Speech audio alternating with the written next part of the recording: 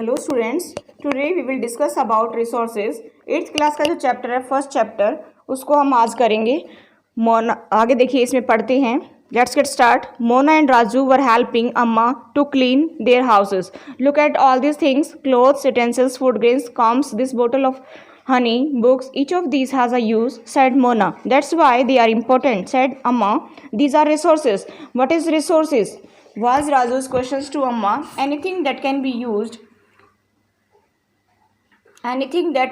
used to satisfy need is a resource, replied Amma.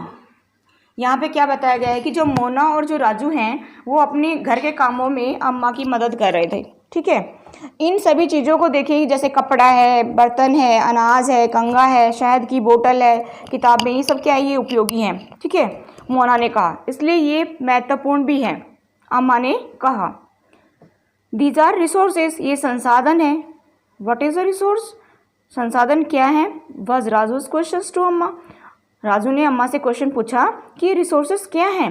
Anything that you can use to satisfy a need is a resource, यानी कि प्रत्येक वस्तु जिसका उपयोग अपनी आवश्यकताओं को पूरा करने के लिए किया जा सकता है, वह क्या है? रिसोर्सेज हैं। ठीक है, रिप्लाइड अम्मा, अम्मा ने उत्तर दिया।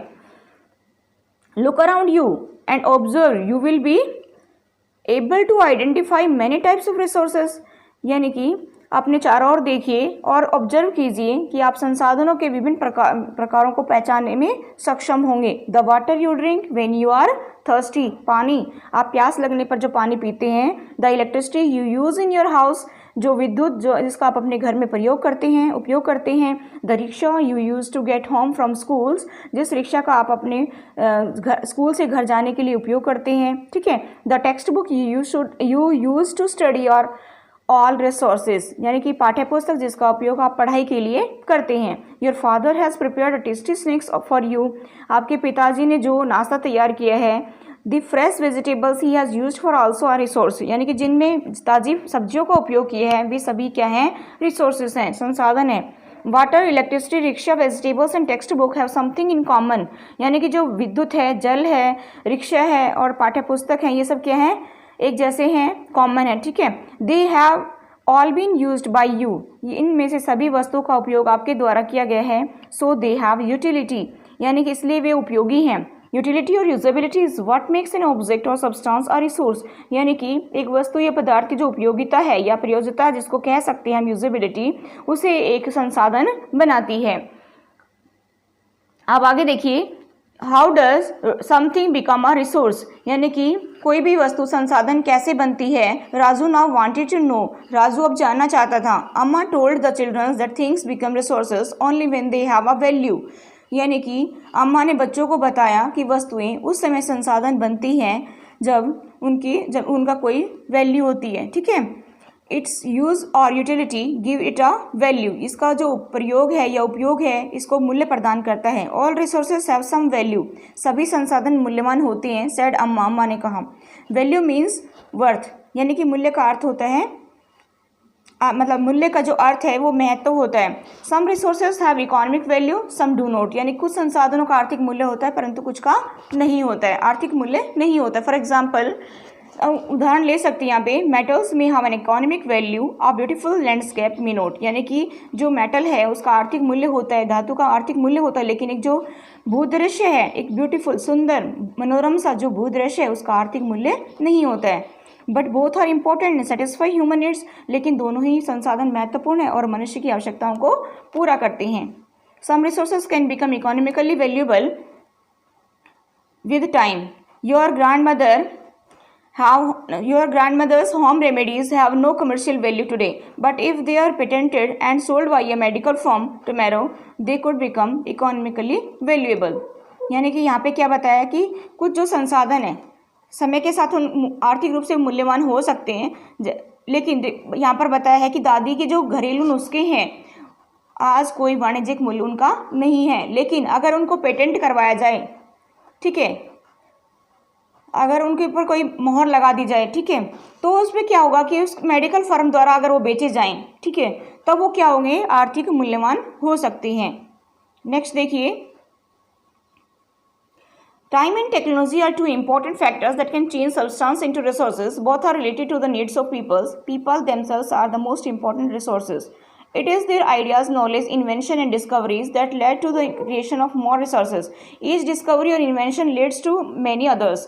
The discovery of fire led to the practice of cooking and other processes, while the invention of the wheel ultimately resulted in development of newer mode of transport technology to create hydroelectricity has turned energy in fast flowing water into an important resource.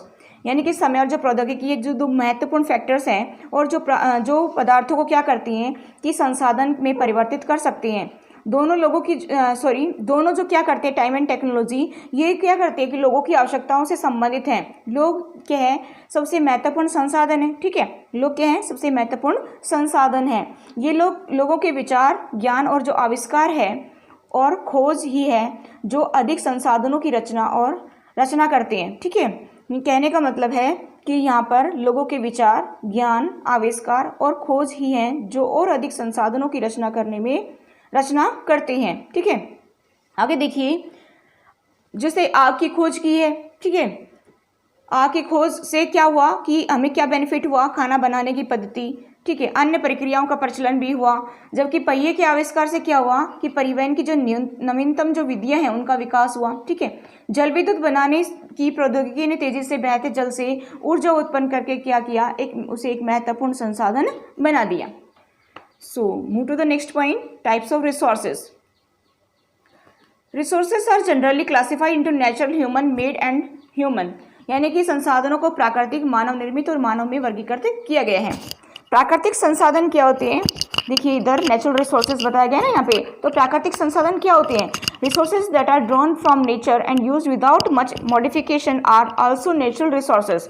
The air we breathe, the water in our rivers and lakes, the soil, minerals are all natural resources. Many of these resources are free gift of nature and can be used directly. In some cases, tools and technology may be needed to use our natural resources in the best possible way. यानी कि जो संसाधन जो है हमें direct मिले हैं प्रकृति से और अधिक संसाधनों के बिना उपयोग में लाए जा सकते हैं, उन्हें क्या बोलते हैं हम, नेचुरल संसाधन बोलते हैं, नेचुरल रिसोर्सेज। जो वायु है जिसमें हम सांस लेते हैं, नदियां हैं, नदियों का जल है, झीलों का जल है, मृदा है, खनिज है, ये सभी क्या है, नेचुरल रिसोर्सेज हैं।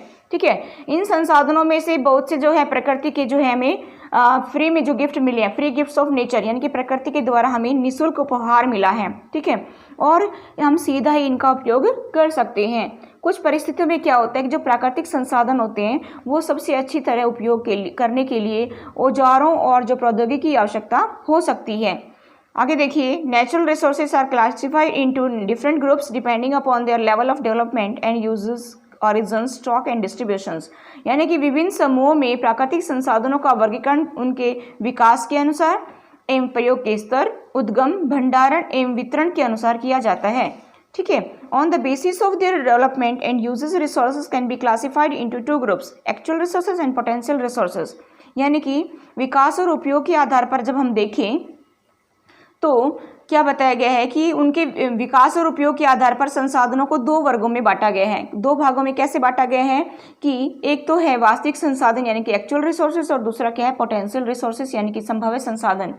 अब यहाँ पर बात आती है कि इनको जब दो भागों में बांटा गया है तो इनके बारे में हम आगे डिटेल में पढ़ेंगे कि एक्चुअल रिसोर्सेज होता क्या है। ठीक है, actual resources are those resources whose quantity is known, यानी कि एक्चुअल रिसोर्सेज वो रिसोर्सेज होती है जिनकी मात्रा हमें ज्ञात होती है। ठीक है, these resources are being used in present the rich deposit of coal in rural region of Germany and petroleum in the West Asia.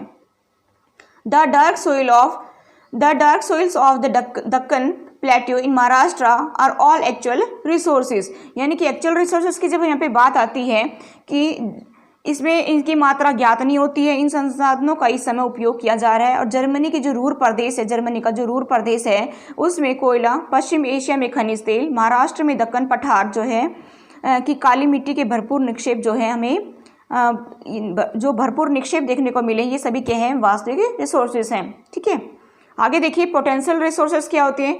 Potential resources are those whose entire quantity may not be known and these are not being used at, आगे देखिए इसमें present, यानी कि संभावित संसाधन वे संसाधन होते हैं जिनकी संपूर्ण मात्रा ज्ञात नहीं हो सकती है और इस समय इनका प्रयोग नहीं किया जा रहा है। ठीक है, इन संसाधनों का उपयोग हम कब करेंगे? फ्यूचर में करेंगे। ठीक है, इन संसाधनों का उपयोग हम कब करेंगे? फ्यूचर में कर सकते हैं। These resources could be used in future. The level of technology we have at present may not be advanced enough to easily utilize these resources. The uranium futures high-speed winds were of potential resources 200 years ago. Today they are an actual resources and wind farms generate energy using windmills like in Netherlands. You will find some in Nagarcoil in Tamil Nadu and on the Gujarat coast. यानी कि इस समय क्या हो रहा है कि जो हमारी जो टेक्नोलॉजी है उसका स्तर जब देखें तो इन संसाधनों को आसानी से प्रयोग करने के लिए पर्याप्त नहीं है, यानी कि इसमें इतना ज़्यादा विकास नहीं हुआ है। लद्दाख में जो पाया जाने वाला यूरेनियम है वो संभावित संसाधन है। ठीक है, अभी उसका प्रयोग नहीं हो सकता, लेकिन भावी जीवन में हम इसका प्रयोग कर सकते हैं भविष्य में। ठीक है, और जिसका उपयोग हम भविष्य में कर सकते हैं। और 200 वर्ष पूर्व जो है तीव्र गति वाली पवनें 200 वर्ष पूर्व तीव्र गति वाली पवनें जो हैं वो एक संभावित संसाधन थी, किंतु आज वो क्या है? वो वास्तविक संसाधन है। और एग्जाम्पल ले सकते हैं, जैसे नीदरलैंड का है, तो नीदरलैंड की बात आ रही है तो नीदरलैंड की जो पवन फार्म है उनमें पवन चक्की के प्रयोग से ऊर्जा उत्पन्न की जाती है। इस प्रकार के जो पवन फार्म है तमिलनाडु के नागरकोइल और गुजरात के तट पर देखे जा सकते हैं। आगे देखिए, based on their origin resources can be abiotic और biotic. Abiotic resources are non living while biotic resources are living. Soil, rocks and minerals are abiotic but plants and animals are abiotic resources. अब biotic abiotic के बारे में आप science में भी पढ़ते हैं, इसमें भी आप देखिए क्या बातें बताई गई हैं इसमें कि जब ओरिजिन की बात करें, उत्पत्ति के आधार पर जब हम बात करते हैं तो संसाधनों को अजैव और जैव संसाधनों में बांटा जा सकता है। अबायोटिक मीन्स होता है अजैव और बायोटिक मीन्स होता है जैव।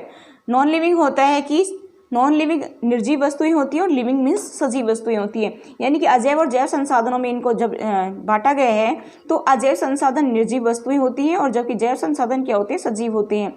Soil, rocks and minerals are abiotic but plants and animals are biotic resources. यानी कि जो मृदा है, चट्टान और खनिज जो हैं वो अजैव संसाधन है, अजैव संसाधन है, और जो पौधे और जंतु हैं वो जैव संसाधन है। Move to the next line.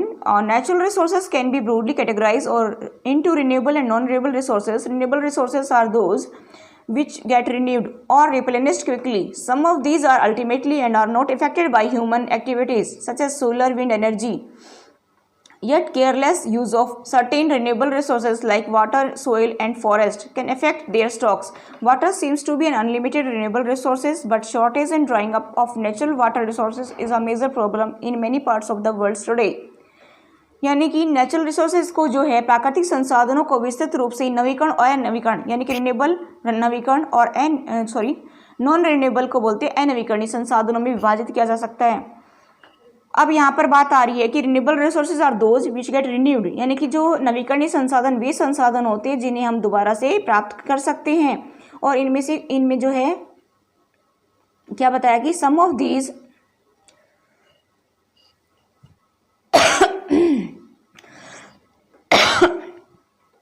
Some of these are unlimited and are not affected by human activities, यानी कि इनमें कुछ असीमित है और उन पर जो है मानव क्रियाओं का कोई प्रभाव नहीं होता है।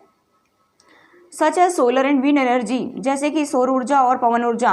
Yet careless use of certain renewable resources like water, soil and forest can affect their stocks, यानी कि लेकिन फिर भी अगर कुछ नवीकरणीय जो संसाधन हैं जैसे जल है, मृदा है और वन का अगर हम लापरवाही से इनका प्रयोग करें, बुरी तरह से इनका अगर हम प्रयोग करते हैं तो उनके भंडार को वो प्रभावित करता है।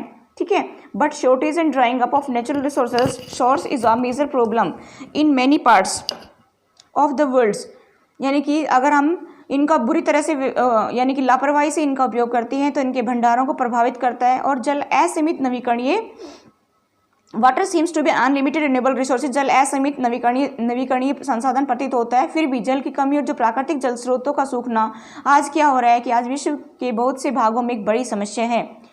आगे देखिए, नॉन रिन्यूएबल रिसोर्सेज अनवीकरणीय संसाधन। Non renewable resources are those which have a limited stock, यानी कि इनके भंडार सीमित हैं। Once the stocks are exhausted it may take thousands of years to be renewed और replenished, since this period is much more then human lifespan. Such resources are considered non-renewable. Coal, petroleum and natural gas are some examples.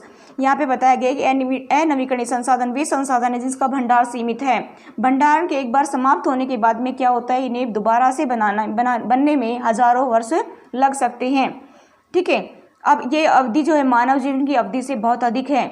इस प्रकार के जो संसाधन हैं वो अनवीकरणीय संसाधन कहलाते हैं। इनमें क्या क्या बताया गया है कि कोयला, पेट्रोलियम और नेचुरल रिसोर्सेज, नेचुरल जो गैस है ये इनका एग्जाम्पल है। आगे देखिए, on the basis of the distribution resources can be ubiquitous और localized resources that are found everywhere like the air we breathe are ubiquitous but those which are found only in certain places are localized like copper and iron ores. यानी कि यहाँ पे बताया गया है कि जब हम वितरण संसाधनों के वितरण के आधार पर जब हम बात करते हैं तो ये दो भागों में इसको बांटा गया है, सर्वव्यापक और स्थानिक। ठीक है, जो संसाधन सभी जगह पाए जाते हैं जैसे वायु में जिसमें हम सांस लेते हैं, ये क्या होता है, ये एवरीवेयर मिलता है, तो इसको क्या बोलते हैं, बायोकेट्स बोलते हैं, यानी कि सर्वव्यापक बोलते हैं। और लेकिन जो संसाधन कुछ निश्चित स्थानों पर ही पाए जाते हैं उनको हम लोकलाइज्ड बोलते हैं, यानी कि स्थानिक संसाधन वो कहलाते हैं, जैसे तांबा और लोयस्क। ठीक है, आगे देखिए, इसमें The distribution of natural resources depends upon number of physical factors like terrain, climates and altitude. The distribution of resources is unequal because these factors differ so much over the earth. यानी कि प्राकृतिक संसाधनों का जो वितरण है, भूभाग है, जलवायु है, ठीक है, ऊंचाई है, जैसे अनेक जो भौतिक कारक हैं वो क्या होते हैं कि भौतिक कारकों पर निर्भर करता है। प्राकृतिक संसाधनों का वितरण किस पर निर्भर करता है, भूभाग पर, जलवायु पर, ऊंचाई पर निर्भर करता है। पृथ्वी के जो ये कारक है, ये फैक्टर्स हैं, इनमें विभिन्नता होने के कारण क्या होता है कि जो संसाधनों का वितरण है वो असमान है। आगे देखिए, so people like us use natural resources to make human made resources, said Mona nodding in understanding, yes said Raju. यानी कि इसलिए हम जैसे लोग प्राकृतिक संसाधनों का उपयोग करके मानव निर्मित संसाधन बनाते हैं, मोना ने समझाते हुए कहा। तो राजू क्या करते, राजू ने सर हिलाया, उसको कहा कि ठीक है, हाँ यही बात है। तो आगे देखिए कि हम पढ़ते हैं कि ह्यूमन रिसोर्सेज क्या होते हैं। Human resources can make the best use of nature to create more resources when they have the knowledge, skills and the technology to do so. That is why human beings are special resources, peoples are human resources. Education and health help in making peoples a valuable resources. Improving the quality of people's skills so that they are able to create more resources is known as human resources development. यहाँ पे क्या बताया गया है कि लोग और अधिक मानव संसाधन बनाने के लिए क्या करते हैं, प्रकृति का सबसे अच्छा उपयोग तभी कर सकते हैं जब उनके पास क्या होगा, नॉलेज होगी, स्किल होगी, टेक्नोलॉजी होगी, यानी कि ज्ञान होगा, कौशल होगा, प्रौद्योगिकी होगी, तभी जाकर के मनुष्य एक विशिष्ट प्रकार का संसाधन का उपयोग कर सकता है। यानी कि मतलब इन संसाधनों का लोग तभी उपयोग कर सकते हैं जब उनके पास ज्ञान होगा, कौशल होगा, प्रौद्योगिकी होगी। ठीक है, पीपल्स आर ह्यूमन रिसोर्सेज, लोग क्या है, मानव संसाधन है। आगे देखिए, education and health help in making peoples available resources, यानी कि जो शिक्षा और स्वास्थ्य लोगों को बहुमूल्य संसाधन बनाने में मदद करते हैं। ठीक है, improving the quality of peoples skills so that they are able to create more resources is known as human resource development. यानी कि अधिक संसाधनों के निर्माण में जो है समर्थ होने के लिए लोगों को क्या करना चाहिए, लोगों के कौशल में सुधार करना मानव संसाधन विकास कहलाता है। ठीक है, आई होप आपको क्लियर हुआ होगा। चलिए आगे देखते हैं। Sometimes natural resources become resources only when their original forms has been changed. Iron ore was not a resource until peoples learned to extract iron from it. People use natural resources to make buildings, bridges, roads, machinery, and vehicles, which are known as human-made resources. Technology is also a human-made resources. यानी कि कभी कभी हम क्या देखते हैं कि जो प्राकृतिक पदार्थ हैं तब संसाधन बन जाते हैं जब उनका जो मूल रूप होता है, जो ओरिजिनल फॉर्म होती है, उसको चेंज कर दिया जाए। ठीक है, उस समय तक संसाधन नहीं था जब तक लोगों ने उसे लोहा बनाना नहीं शुरू किया। ठीक है, नहीं शुरू किया था। लोग प्राकृतिक संसाधनों का उपयोग पुल के लिए, सड़क के लिए, मशीन और वाहन बनाने में करते हैं, जो कि क्या होते हैं, मानव निर्मित संसाधन के नाम से जाने जाते हैं। Technology is also human made resources, यानी कि प्रौद्योगिकी भी एक मानव निर्मित संसाधन है। चलिए move to the next point, conserving resources. Conserving resources क्या होते हैं कि संसाधन संरक्षण। की Mona had a nightmare, she dreamed that all the waters on the earth had dried up and all the trees cut down, there was no shade and nothing to eat or drink, people were suffering and roaming around desperately looking for food and shed. She told her mothers about the dream. Amma, can this really happen? She asked. Yes, Amma replied. If you are not careful, then even renewable resources can become very scarce, and the non-renewable ones can definitely get exhausted. What can we do about it? Raju asked. Lots, replied Amma. यानी कि मोना ने एक बुरा सपन देखा। यहाँ पे संसाधन संरक्षण के बारे में क्या बताया कि मोना ने एक बुरा सपन देखा। उसने देखा कि पृथ्वी पर जो है सारा जल जो है सूख गया है, सारे पेड़ कट गए हैं, वहाँ पर छाया भी नहीं है, ठीक है, कुछ खाने पीने को भी नहीं था, लोग परेशान हो रहे थे, चारों तरफ उसको जो है भोजन और छाया की तलाश में निराश घूमते हुए उसको दिखाई दे रहे थे। उसने अपनी माँ को सपने के बारे में बता दिया और उसने पूछा कि अम्मा, क्या ये सच हो सकता है? हाँ, अम्मा ने रिप्लाई दिया, उत्तर दिया। यदि हम नवीकरणीय संसाधनों के प्रति अगर हम सचेत नहीं रहेंगे तो ये बहुत ही दुर्लभ हो सकते हैं, ठीक है। इसमें क्या और क्या बताया है कि जो अनवीकरणीय संसाधन हैं निश्चय ही समाप्त हो सकते हैं। राजू ने पूछा, हम सब इसके लिए क्या कर सकते हैं? लोड्स, बहुत कुछ, रिप्लाइड अम्मा, अम्मा ने उत्तर दिया, ठीक है। Using resources carefully and giving them time to get renewed is called resources conservations. Balancing the needs to use resources and also conserve them for the future is called sustainable development. There are many ways of conserving resources. Each person can contribute by reducing consumptions, recycling and reusing things. Ultimately, it makes a difference because all our lives are linked. यानी कि संसाधनों का अगर हम सावधानीपूर्वक उपयोग करें और उन्हें नवीकरण के लिए समय दें तो संसाधन संरक्षण कहलाता है। संसाधनों का उपयोग करने के लिए आवश्यकता और भविष्य के लिए हम क्या करें कि उनके संरक्षण में संतुलन बनाए रखना ही हमारे लिए क्या कहलाता है? सस्टेनेबल डेवलपमेंट, यानी कि सतत पोषणीय विकास। यानी कि सतत पोषणीय विकास का मतलब क्या होता है कि संसाधनों का सावधानीपूर्वक उपयोग करें ताकि अभी नहीं, वर्तमान पीढ़ी में ही नहीं बल्कि भावी पीढ़ी में भी ये आवश्यकताओं की पूर्ति कर सके, यानी कि इन संसाधनों से हमारी आवश्यकताओं की पूर्ति हो सके। There are many ways of conserving resources, यानी कि कई तरीके हैं जो संसाधनों के संरक्षण करने के लिए कई तरीके हैं। जैसे each person can contribute by reducing consumptions, यानी कि प्रत्येक व्यक्ति उपभोग को कम करके वस्तुओं के क्या करें? रिसाइकलिंग एंड रीयूजिंग थिंग्स, यानी कि पुनः चक्रण और पुनः उपयोग द्वारा योगदान दे सकता है, दोबारा चीज़ों को उपयोग करके, ठीक है। Ultimately it makes a difference because all our lifes are linked, यानी कि अंत क्या होता है कि जो ये एक विभिन्नता बनाता है क्योंकि सभी जीवन एक दूसरे से जुड़े हैं। नेक्स्ट देखिए, that evening the children and their friends made packets and shopping bags out of old newspapers, discarded clothes and baskets from bamboo sticks. We will give a few to every family we know, said Mona. After all, it is for a very good cause, said Mustafa, to save our resources and to keep our earth alive. I am going to be very careful not to waste paper, said Jessie. Many trees are cut down to make paper, she explained. यहाँ पे क्या बताया कि उस शाम को बच्चे जो हैं और उनके मित्रों ने पुराने समाचार पत्रों या बेकार के जो वस्त्र हैं और जो बांस की डंडियाँ हैं उनसे लिफाफे बनाए, खरीदारी के लिए थैले बनाए, ठीक है।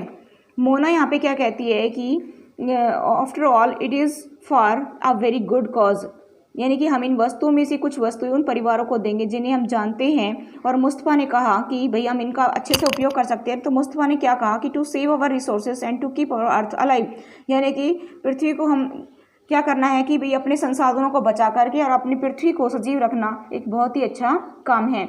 I am going to be very careful not to waste paper, said Jassi. Many trees are cut down to make paper, she explain. यानी कि जस्सी ने क्या कहा कि मैं बहुत ही सतर्क रहूँगी कि कागज़ व्यर्थ ना हो, और उसने ये भी कहा कि कागज़ बनाने के लिए बहुत से पेड़ों को काट दिया जाता है। I will see that electricity is not wasted in my house.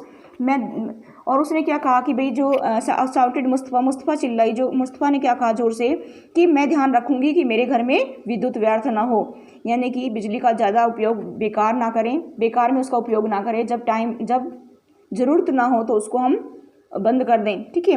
विद्युत किससे बनती है? जल और कोयले से मिलती है।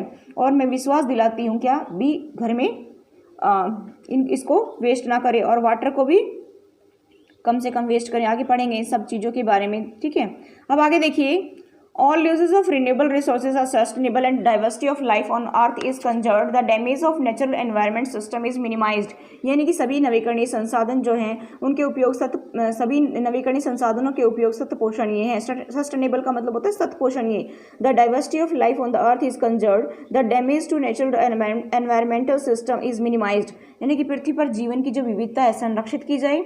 अगला क्या है कि प्राकृतिक पर्यावरण तंत्र की हानि को कम से कम किया जाए।